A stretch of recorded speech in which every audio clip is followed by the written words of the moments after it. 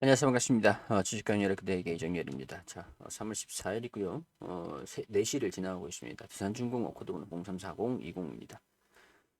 자, 제가 진짜 좀 금요일에 브리핑을 못 드렸었습니다. 11일에 브리핑을 못 드렸었는데 주가가 10% 이상 급등을 했어요.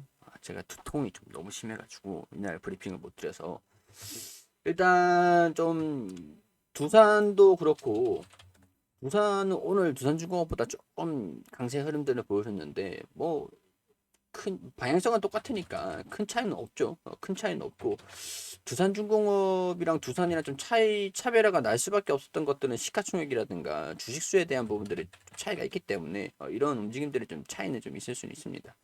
그리고 중요한 게 지금 두산 우선주 얘네가 지금 강세 흐름들을 보여주다가 약간 약세 조정 흐름들을 좀 보여주고 있는데 흐름들이 낙폭을 확대하는 움직임들은 아니라 가지고 좀 계속 이제 기주가 좀 주목이 되기도 합니다. 두산중공업이 지금 올라갈 수 있었던 뭐 갭을 살짝 메꾸는 것들 방향성이 갭을 완전히 메꾸고 반등이 나오는 게 아니라 갭을 어, 메꾸지 않고 약간 반등이 나왔는데 대선 대선 선거가 끝나고 윤석열 후보 이제 당선인이 됐죠. 당선인이 대통령으로 당선이 되면서 지금 이 원전에 대한 기대감들이 다시 물씬 들려주기 시작을 했다. 이렇게 뭐 정리를 할 수 있을 것 같습니다. 일단 첫 번째로 제가 이전에 유상증자를 발표를 하고 난 다음에 주가가 좀 떨어졌었고 유상증자 발표를 했을 때도 유상증자 전후로 선거 대선 그런 것들도 좀 있기 때문에 전후로 3월 전후로 대응 여부들을 한번 고민을 해보자. 현금을 이전에 이때쯤 말씀을 드렸던 것들은 현금 가지고 있으신 분들 같은 경우에서도 현금 여력이 있으신 분들도 뭐 2월달 1월 달쯤에는 특히 뭐 여기서 대응을 좀 잡는 것들보다 3월 전후로 유상증자 전후로 대선 전후로 기대감들이 반영이 되기를 뭐 바라보자 이렇게 말씀을 드렸었는데 윤석열 당선인이 당선이 되면서 원전에 대한 기대감들이 갭을 메꾸지 않을 정도로 강하게 반영이 좀 되고 있는 상황들이고 더군다나 이런 상황에서 11일 외국인들이 강하게 매수를 했는데 오늘은 좀 매도를 하면서 개인 투자자들한테 좀 떠넘기는 모습들을 보여주기도 했었습니다. 일단은 기대감들이 좀 있는 상황들이고 원전에 대한 주목도가 계속 높아질 수 있을 것 같다는 생각이 좀 드는데 일단은 뉴스들을 좀 살펴보면 신한울 3, 4호기 건설을 재개를 하고 원전 10기 폐쇄를 백지화를 시킨다. 새 정부에서는 이렇게 바뀐다. 뭐 사실 이게 결정이 되지는 않은 거지만 기대감이 있는 것들이죠. 이런 식으로 탈원전 백지화, 원전 최강국 건설. 윤석열 대통령 당선인이 지난달 자신의 페이스북에 쓴 글이다. 윤 당선인 말처럼 비과학 이념이 아닌 과학의 바탕을 둔 원전 에너지 정책을 기대를 한다. 탈원전 정책 5년 만에 백지화를 시킨다. 원전 수출이 지금 없는 게 지금 10년이 됐어요. 내년 4월 고리 2호기를 시작으로 2040년도까지 설계 수명 3, 40년이 끝나는 원전 10기를 차례로 폐기하려던 문 정부 정책도 백지화를 한다. 그렇기 때문에는 AS 유지 보수 이런 비용들도 이제 걱정할 필요가 좀 없는 것들이 아닌가 이런 생각이 듭니다. 10년 탄 열정한 차를 그냥 폐차하는 꼴이다. 뭐 근데 우리나라 좀 상황에 따라서 좀 다른 외국이랑 좀 다른 것들이 좀 있죠. 뭐 이런 뭐 그런 수준들인데 하긴 뭐 우리가 뭐 에너지에 대한 안정화, 에너지를 수입을 해서 완전히 다른 나라에 의존하는 것들이 아니다라고 한다면 원전에 대한 부분들을 의존을 할 수밖에 없는 상황들인 거죠. 어쩔 수 없는 것들이죠. 어떻게 보면 건설 백지화 6기, 설계 수명 연장 금지 10기 이런 것들을 완전히 백지화를 시켜가지고 탈원전의 대못을 지금 뽑기에 나서고 있다.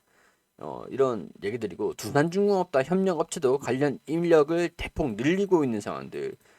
아랍에서 연봉 2배 이상을 제시하면서 기술자 이탈이 이어지고 있는 상황들인데 국내에서 기술자 유출이 되고 있는 것들이 탈원전 때문에 뭐 그렇게 되다 보니까 이번 정부에서 탈원전이 백지화가 진행이 되면서 또 더군다나 이제 수주가 들어온다라고 한다면 이제 원전 관련 종목들한테 특히 이런 부분들이 호재가 될 수 있지 않을까 그런 생각들이 듭니다. 자, 3월 14일 월성 원전 맥스톱 준공을 했다. 월성 원전 2, 4호기 사용 후 핵연료를 보관을 하는 것들이고요. 그리고 사용 후 핵 연료 조민 건식 저장 시설 이 준공이 됐다. 모두 7기. 이 4, 5기에서 발생하는 중수로 사용 후 핵 연료가 보관이 된다. 사실 이게 또 문제가 또 있었습니다. 우리 핵 연료 보관, 사용 후 핵 연료를 어디다 보관을 할 것인가. 이런 부분들이 이제 보관할 곳이 줄어들고 있다, 부족하고 있다. 이런 것들이 탈원전에 어떻게 보면 뼈대가 되기도 했었거든요. 그렇기 때문에 이런 것들이 조금 이제 핵이 뭐 말만 따라 이제 숨통이 좀 트이는 것들이 아닐까 그런 생각들이 좀 들기도 하고요. 탈원전 중단, 신재생 속도 조절, 에너지 정책들이 전반적으로 바뀌기 때문에 수소 관련 종목들 사실 외국에서도 그랬습니다. 수소를 활용하기 위해서 탄소 중립을 하기 위해서 원전이 필수적인 무기가 될 수밖에 없다. 최대 무기가 원전이다. 가스라든가 원유라든가 화학, 부생수소 뭐 이런 쪽으로도 탄소가 배출이 되는 수소들이기 때문에 원전이 탄소 배출이 안 되는 수소를 생산하기 위한 가장 적합한 전력이다라는 내용들이 나와주기도 했었거든요. 뭐 여기에서 에너지에 대한 부분들이 좀 있다, 뭐 가격 상승 그런 우려들이 좀 있었다 보니까 이 탄소 중립을 위해서 탈원전 기조를 맞춰서 개편이 되었던 탄소 중립 정책들이 전반적으로 다 개편이 되지 않겠나. 그러려면은 원전하고 수소 쪽이 또 주목을 받을 수 있을 가능성들이 좀 있기 때문에 두산중공업 입장에서는 두산 퓨어셀을 가지고 있는 이상 이런 부분들도 수혜가 점쳐지는 상황들이 될 수도 있겠다.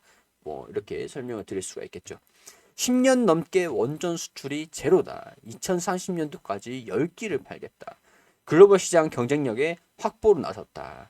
2040년도까지 원전 10기를 수출하고 일자리 10만 개를 창출하겠다. 또 원전 원팀 코리아를 띠다 한국전력과 한국수력 원자로로 유원화된 수출 체계도 범정부에서 원전 수출 지원단으로 일원화하겠다. 이렇게 되면은 우리가 좀 수주를 받을 수 있을까라는 부분들이 입찰을 한다 그래도 경쟁력을 다른 국가들에서는 뭐 국가적인 차원에서 그러니까 정부 차원의 수주를 받는 정부의 산업으로 진행을 하고 있는 것들인데 우리나라는 좀 그런 게 좀 부족하긴 했었거든요.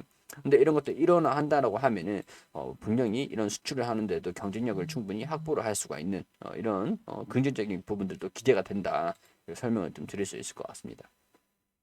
2009년 사상 처음으로 아랍에 원전 4기를 수출하는 데 성공했지만 후쿠시마 사고 이후 글로벌 원전 시장이 침체되고 탈원전 정책이 이어지면서 10년 넘게 추가 수출을 하지 못하고 있었던 상황들. 글로벌 원전 시장 분위기가 크게 바뀌고 있는 상황들인데 프랑스, 영국 중심으로 신규 원전 건설에 속도를 내고 있고 SMR 부분들도 분명히 있죠. 이런 상황에서 아랍, 사우디, 그리고 중동, 한전, 그리고 체코, 폴란드, 유럽은 한수원이 원전 수출을 추진하고 있는데 이런 것들이 되게 된다라고 하면은 이제 팀 코리아에서 전부 다 밀어붙이는 상황들도 기대를 한번 해볼 수가 있을 것 같다. 이런 소식들이 계속 들려줄 것 같다라는 생각이 듭니다. 들려준다라고 하면은 기대감들 때문에 수주에 대한 기대감들 입찰을 해가지고 수주를 받을 수 있을 경쟁력이 좀 높아지는 것들이구나. 이런 부분들이 좀 반영이 좀 될 수 있을 것 같아요.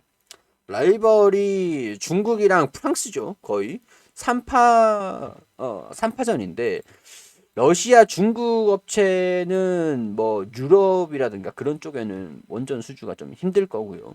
한국, 미국, 프랑스 3파전인데 두산중공업 같은 경우로서는 미국 뉴스케일 그런 쪽에서도 지분 투자가 좀 되어 있는 부분들이라서 한국이 되면 물론 좋겠지만 미국이 된다라고 해도 기자재를 납품하는 것들에서는 좀 유리하긴 하다. 이렇게 정리를 좀 할 수 있을 것 같습니다.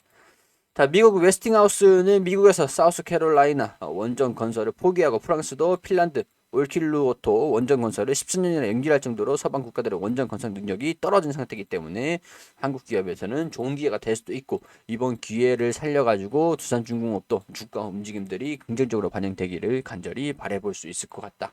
라고 정리를 할 수 있을 것 같습니다. 자, 이런 것들은 제가 두산중공업을 추천을 해드리는 건 아니고 정리를 해드리는 것들이기 때문에 투자에 단순히 참고만 해주시기를 당부드리고요. 도움이 되셨다면 구독과 좋아요 부탁드릴 수 있도록 하겠습니다.